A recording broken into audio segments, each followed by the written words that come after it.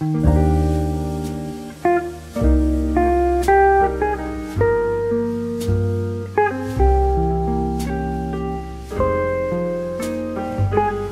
guys, welcome back to my channel. I'm Mahua. So it's crazy that it's already June of 2023. I know everyone always says this, but we're already 6 months into the year, which is almost midway through the year. Time flies so fast when you're having fun. Every single year and every few months, I make a video on how to just reset, how to reassess your goals, how to make a vision board that goes along with your mid-year goals, and how to just really organize your life. At the end of 2022, I made a video on how to make 2023 your most productive and best year yet. But the reason why I make this video every few months, especially every 6 months, is because it's really important to reassess your goals and to see how much you've changed. I'm definitely not the same person that I was in December or January when I made that video. And a lot of my goals have shifted, a lot of them have changed. I've failed a lot of things, I've been successful at a lot of things, and it's really important to just see straight on the things you've done and the things you haven't done yet, just so you can reassess. So I really recommend that you do the same thing with me as you watch this video, because I really think it helps you organize your life. You feel less anxious. I'd also like to remind you that time is a relative thing. So if you didn't start off your year on a good foot, if you had a shitty start to the year, if you haven't completed most of your resolutions, don't tell yourself that you're gonna try again next year. You can still turn that around. You can still start whatever it is that you want to start. Time is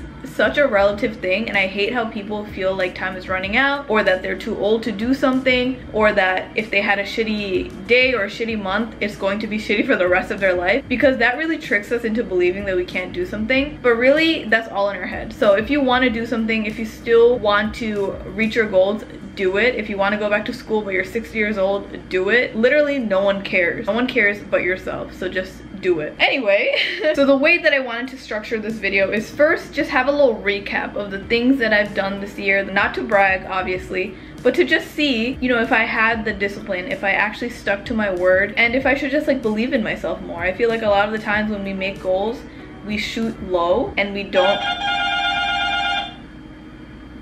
Now with that energy, should I open the door? With that attitude. We shoot low because we don't believe in ourselves as much, but for the most part we accomplish a lot more than we think. So I really want to highlight that. Second, I really want to highlight my failures and the things that I haven't reached yet. We still obviously have 6 more months till the year ends, so I can't say for sure that I will or will not reach it. But for the most part, failure is redirection. I really believe that if you don't reach something, your priorities changed, or it was out of your control, or the failure led you to something better. So, you know, you can't let failure stop you, because failure is needed. Number 3, I'm gonna show you how to reorganize your goals for the mid-year point, how to make your vision board again, how to organize them in level of priority, and also bite-sized ways to actually reach them so you don't feel overwhelmed with all these new things that you're adding. And then lastly, I want to show you some of my favorite budgeting and money hacks, things that I've learned in the past year, lessons, also how I script and journal and just organize my life, just habits that I've been learning and keeping dear to me so that I don't spiral and I don't just let my life get disorganized. It's gonna be beautiful weather in New York City, obviously, because summer is approaching, so a lot of these things will also be outside in the beautiful weather, so make sure to keep on watching for all of that. But let's get started. So something that I started doing very early on is making quantifiable goals. So when you make a resolution, to put a number on it so you have a benchmark to reach. I always say that if you write, oh, lose weight as one of your resolutions, you never know where to stop. You never know when to feel successful because you don't have a specific number to reach. So if you say, oh, lose 5 pounds, that's something quantifiable, that's something that you can reach. So a lot of my goals for 2023 had numbers on it, just so I had something to look forward to and I knew when to celebrate and feel proud when I did hit it. One of the first things is hit 80,000 followers on Instagram and get verified on Instagram. I actually did get verified this year, which is crazy.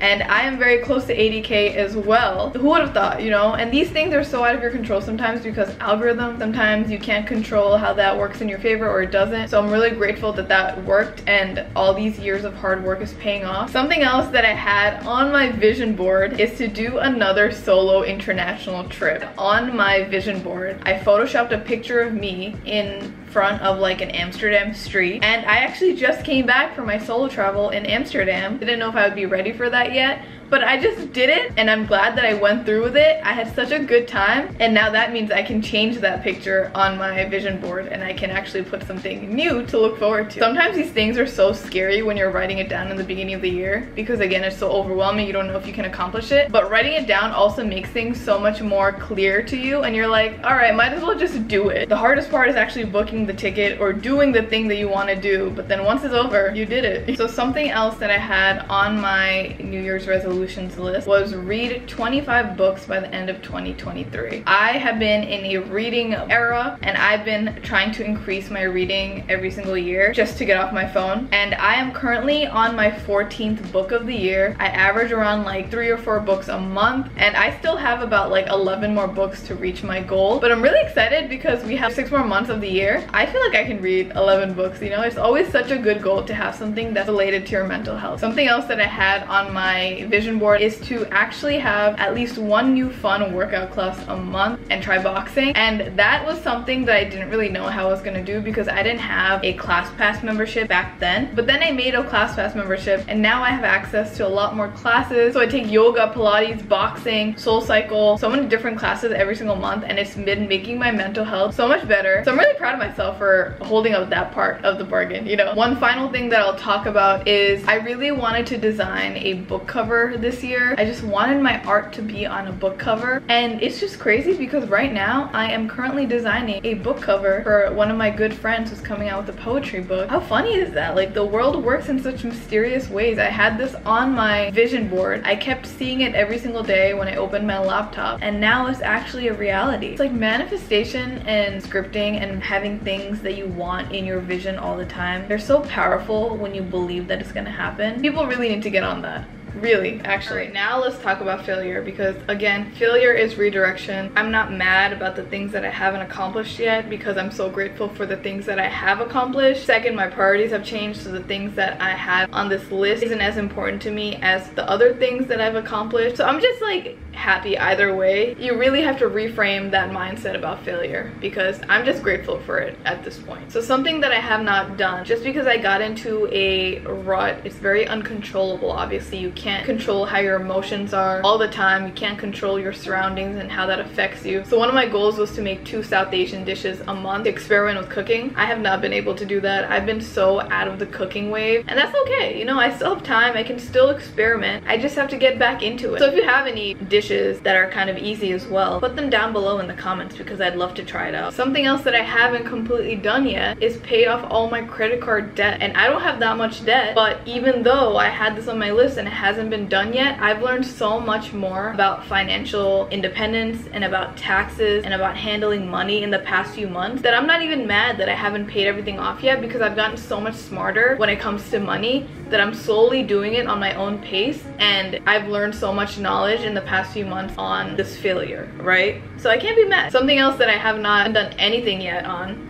is painting murals. So on my list I had paint 3 murals this year. I have not painted any yet, which I also can't be mad at because I don't have as much time to do commissions now, and I'd love to paint murals, but right now my focus is working on my collection that I've been working on since last fall, coming out with that and just growing my business. And if a mural comes my way, then great, but I just have different priorities now, and that's fine. Which brings me on to my next goal, which was have 3,500 orders on labyrinthapp.com. I haven't hit that yet, but we're getting there. We're at like 3,200 right now, and so I've redirected my priorities and my energy onto my business, which is so great as well, you know? Let's do a what's in my bag. By the way, I also designed this. It says Joy Bangla on it. You can get it on labyrinthab.com. But anyway, I am going over to Manhattan now. I'm going to Union Square Park, or maybe whatever park is free. I have a few things that I want to show you guys before I head to the park. At this park, I'm gonna do some reflection. I'm gonna do some writing. I'm just gonna rearrange my priorities and goals and things like that. So I want to show you like how I organize my stuff in different journals and books. I kind of mentioned this in my last vlog where I was getting my life together and I was journaling and things like that for my mental health. So if you did watch that vlog, this is a little bit of a repeat, but it's still very important, so I recommend it. I have my regular Moleskine journal right here. It's just black. When I originally got this a few years ago, I would put everything in here, like all my thoughts, everything, diary, journal, planning, things I'm grateful for, everything. I realized that it's kind of like mumbo jumbo. Everything in one journal is just kind of hard to follow, and sometimes it just makes you more anxious because you don't really have a designated journal to look forward to. Like, for example, I literally have tulips from the tulip festival that I went to in Amsterdam, and then right before it I have like Europe reflections, and then before that I have like a whole trauma dump, you know? So it's like everything at once. It's not really organized at all. So what I realized is I need separate journals for separate feelings, right? So I have this Leo custom journal from the company Papier. This is actually my planning journal. So this is actually like a bullet journal. It has dots on it. So I kind of just do like brainstorming in here. I also have another journal from Papier. This one I haven't written in yet, but it's just like a simple lined journal. Again, it's customized. It says paper plans on it with my name on it. This is my scripting journal. So essentially, if you don't know what scripting is, it's where you write your manifestations, but you're writing it like you're living that life right now. Finally, my handy dandy planner that I cannot live without. I use this very, very religiously. I write everything in here. I am the type of person that needs things to be crossed out. I like writing everything physically. I like this over a Google Calendar. Obviously, you can use that as well. You can use things digitally, but I personally am the type of person to write everything down, if you could not tell. Also love having post-it notes. I have become a very big post-it girl this year, and stickers to, you know, really sticker up my calendars. And finally, the current book that I'm reading right now, which is Crazy Rich Asians. The movie is based off of this book.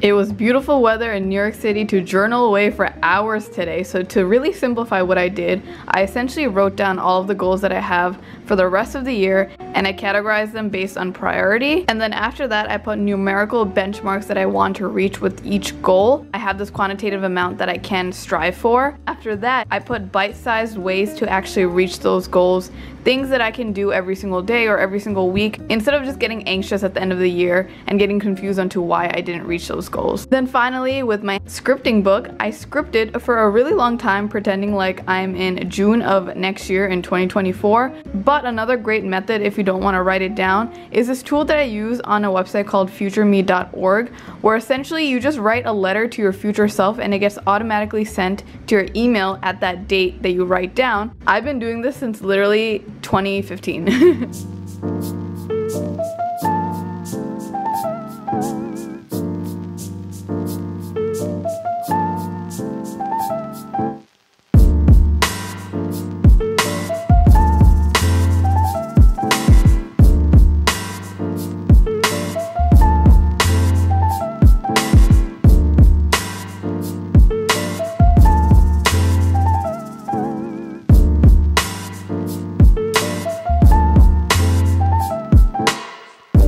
To edit my vision board, aka Photoshop.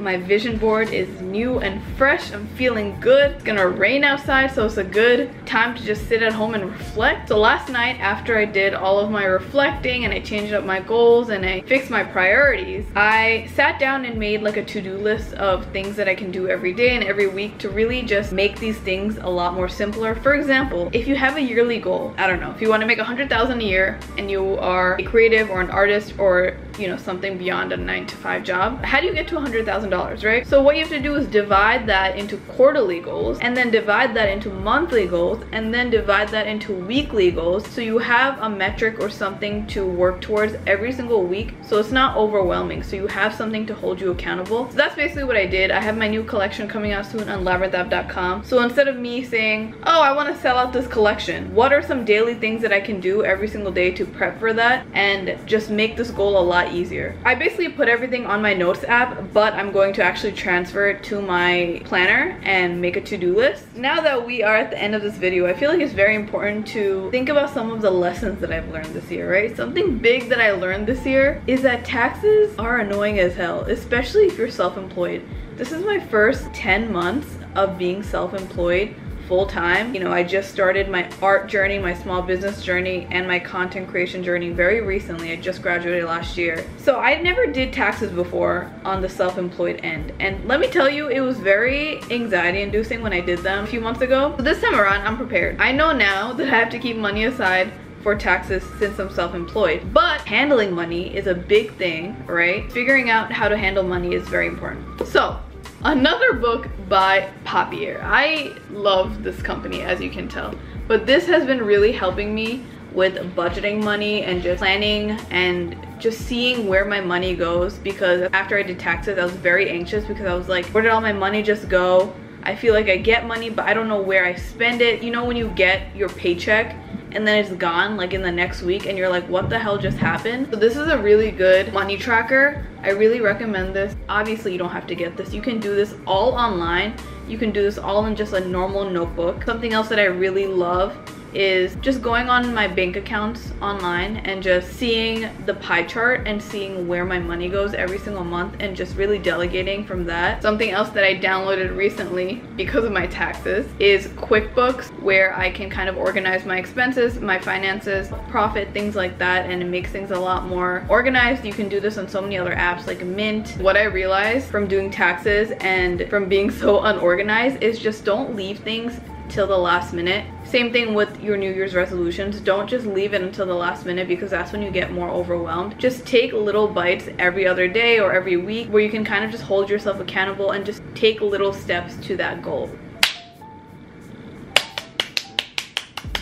Anyway guys, that is the end of my video. I hope you guys really enjoyed this. Again, time is relative. If you did not do a lot of your New Year's goals, you still have so much time. If you don't finish it in the next 6 months, you have next year. You have your whole life. Don't feel like time is running out. I am proud of you regardless of whether you did it or not. You're only one person, and there are so many things that are out of your control, like emotions, you know, catastrophes that alter our whole life. So if you couldn't get something done because of something like that, don't be upset about that, because things happen. Just do those small things for yourself, you know? It relates to everything. Health and wellness, it relates to your goals, it relates to money, it relates to relationships. But anyway, thank you so much for watching. I love you guys very much. Make sure to follow me on my Instagram and TikTok, where I post every single day. It's at labyrinthAv. And also make sure to follow us on our podcast, which is called Difficult Dish. We've been growing so much, which is such a blessing, and it's just so amazing to bring South Asian representation through talking and having these conversations. Please like and subscribe,